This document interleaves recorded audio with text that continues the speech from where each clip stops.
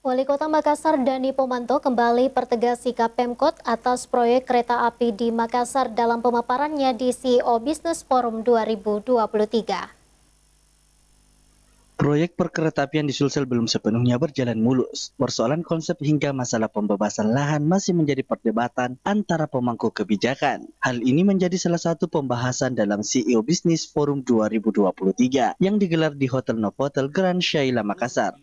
Wali Kota Makassar Dani Pomanto kembali menegaskan sikap pemerintah Kota Makassar terkait pembangunan rel kereta api Makassar Parepare.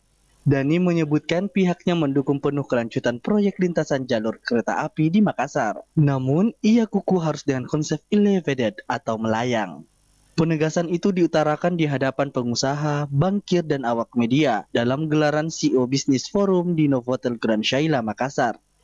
Pemilihan konsep elevated dalam pembangunan rel kereta api di Makassar secara teknis untuk penyesuaian dengan tata ruang kota.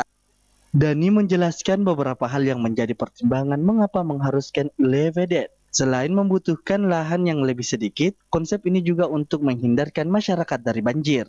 Sebagai informasi, proyek strategis nasional kereta api Makassar Parepare mulai dikerja sejak tahun 2014 lalu. Sejak tahun 2022 ini, rute sepanjang 84 km yang menghubungkan Kabupaten Maros dan Baru sudah dioperasikan secara terbatas. Kereta api Makassar Parepare merupakan segmen awal dari proyek kereta api Trans Sulawesi.